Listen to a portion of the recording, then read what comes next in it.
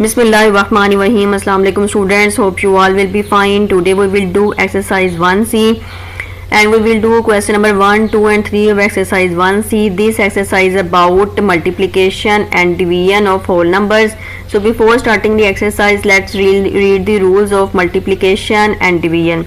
इस एक्सरसाइज में हम 4 डिजिट नंबर को 2 डिजिट नंबर से मल्टीप्लाई करना सीखेंगे। तो जब आप मल्टीप्लाई करते हैं नंबर्स को तो हर पार्ट का एक स्पेशल नेम होता है। जिसको आप मल्टीप्लाई कर रहे होते हैं उसको मल्टीप्लिकेंट कहते हैं, जिससे मल्टीप्लाई कर रहे होते हैं उसको मल्टीप्लायर कहते हैं, और इन दोनों को मल्टीप्लाई करने से जो नंबर आपको मिलता है उसको हम प्रोडक्ट कहते हैं।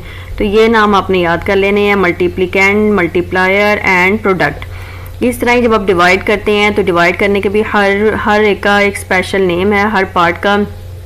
जिसको आप डिवाइड कर रहे हैं उसको डिवाइडेंट कहते हैं, जिससे डिवाइड कर रहे हैं उसको डिवाइज़र कहते हैं, और इसको डिवाइड करने पे जो नंबर आपको मिलता है उसको क्वोशंट कहते हैं, और अगर लास्ट में कुछ बच जाए तो उसको रिमाइंडर कहते हैं। तो ये वाले भी जो पार्ट के नेम्स हैं ये भी आपने याद कर लेने हैं, dividend, divisor, quotient and remainder. अब चलते हैं हम एक्सरसाइज की तरफ। नंबर 1 हमारा क्वेश्चन है fill in the blanks. Part 1 पे देखें, अगर आप इसको इसके साथ मल्टीप्लाई करते हैं तो ये जो नंबर है 3256, इसको क्या कहा जाता है? तो अभी हमने रूल्स में देखा था इसको क्या कहा जाता है। इसको कहते हैं मल्टीप्लिकेंट और इसको कहते हैं मल्टीप्लायर। तो लेकिन यहाँ पे आपसे ये पूछा गया है तो इसका क्या नाम है जी? मल्टीप्लिकेंट। नेक्स्ट देखें, the quantity by which the multiplicand is to be multiplied is known as. वो क्वांटिटी जिससे मल्टीप्लिकेंट को मल्टीप्लाई किया जाता है उसको क्या कहा जाता है? मल्टीप्लायर। अभी पीछे हमने देखा है।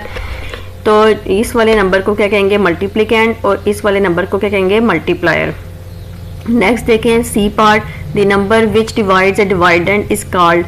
वो नंबर जो कि ए डिवाइडेंट को डिवाइड करता है उसको हम क्या कहते हैं? डिवाइज़र। उसके बाद फोर्थ वाला पार्ट देखें, इस वाले नंबर को अगर आप इससे डिवाइड करें, इस वैल्यू को 8400 को अगर आप 100 के साथ डिवाइड करें तो क्या मिलेगा आपको? तो जब ये ज़ीरो वाली वैल्यूज़ होती हैं और डिवाइड भी आप ज़ीरो से कर रहे हो तो पूरा आपको डिवाइड नहीं करना पड़ता, बल्कि आप क्या करेंगे? इसको ऐसे लिख लेंगे।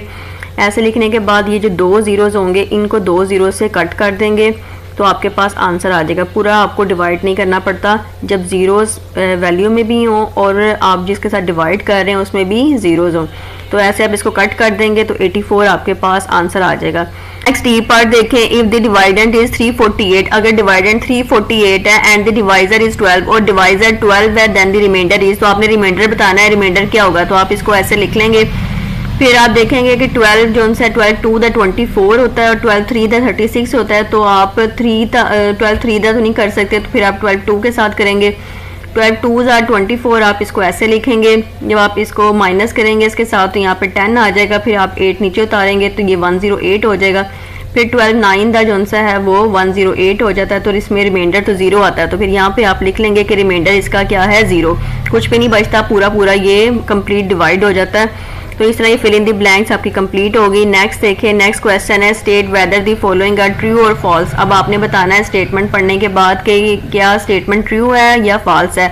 अगर ट्रू होगी तो आप ब्रैकेट में ट्रू लिखेंगे, अगर फॉल्स होगी तो आप ब्रैकेट में फॉल्स लिखेंगे। तो फर्स्ट वन देखें, व्हेन 1485 इज डिवाइडेड बाय 6, अगर आप इसको इसके साथ डिवाइड करें 6 के साथ तो रिमाइंडर इज 0, तो ये फॉल्स है, इसका रिमाइंडर 0 नहीं आता।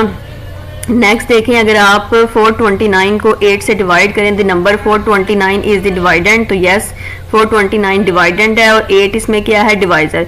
If we divide 3696 by 12 the quotient is 308, तो यस ये ट्रू है स्टेटमेंट। नेक्स्ट है the product of 2 number, 2 numbers का जो प्रोडक्ट है वो क्या है? 4800।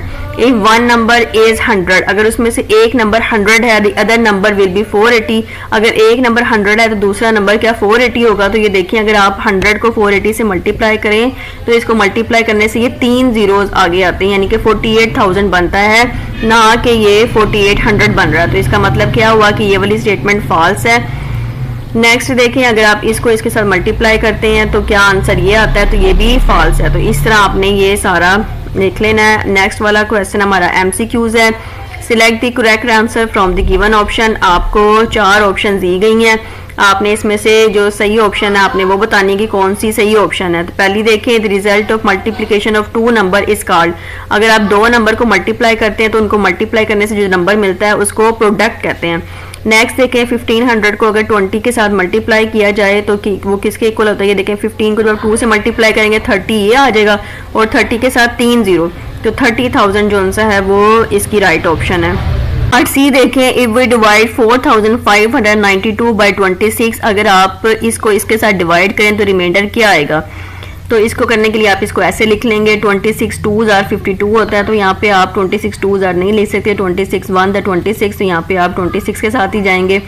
अब ये 5 में से 6 माइनस नहीं हो सकता, तो आप क्या करेंगे, यहाँ से एक बोरो लेंगे, 15 बनाएंगे, इसको 15 में से 6 किया तो 9 आ जाएगा, और ये वाला ये 3 यहाँ पे रह गया, तो 3 में से 2 गया तो 1 आ गया, तो ये 19 बचा। यहाँ से आप 9 उतारेंगे तो ये 199 हो जाएगा। अब 26 7 और 182 होगा, यहाँ पे आप 182 लिखेंगे। अब इसमें से माइनस करेंगे, 9 में से 2 गया तो 7 आ गया, और ये 9 में से 8 गया तो 1 आ गया, तो यहाँ पे 17 आया, और ये जो 2 यहाँ बच गया था इसको आपने नीचे उतारा तो 172 हो गया। अब 26 6 आप लिखेंगे, 156 होगा, इसको आप ऐसे लिख लेंगे, और फिर अब आप इसको माइनस करेंगे तो ये 2 में से 6 नहीं जा सकता, यहाँ से आप बोरो लेंगे एक, तो ये 12 बनेगा, 12 में से 6 माइनस करेंगे 6 आ जाएगा, यहाँ पे 6 रह गया, 6 में से 5 गया तो 1 आ गया, तो 16 जो सा है वो रिमाइंडर आपका आ गया। यहाँ पे आप 16 देख के वैल्यू वहाँ पे उसको सर्कल कर लेंगे। अब डी वाला देखें, the number left in the end of long division is called. जो नंबर बच जाता है लॉन्ग डिवीजन करते हुए उसको क्या कहते हैं, जैसे ये नंबर बच गया इसको हम क्या कहेंगे, रिमाइंडर, तो रिमाइंडर को आप सर्कल कर लेंगे। लास्ट वाला क्वेश्चन देखें जी, if the cost of one book, अगर एक बुक की कीमत ₹525 है, then to find cost of 13 books we will, तो 13 जो बुक्स हैं 13 बुक्स उनकी निकालने के लिए वैल्यू कॉस्ट तो आप क्या करेंगे, तो क्या करेंगे आप 525 को 13 के साथ मल्टीप्लाई करेंगे, मल्टीप्लाई करने पे जौन सा है आंसर निकल आएगा आपका, तो आप यहाँ पे इसको मल्टीप्लाई वाली ऑप्शन को सर्कल कर लेंगे। तो इस तरह ये आपकी एक्सरसाइज 1C के 3 पार्ट्स हो गए। Thank you.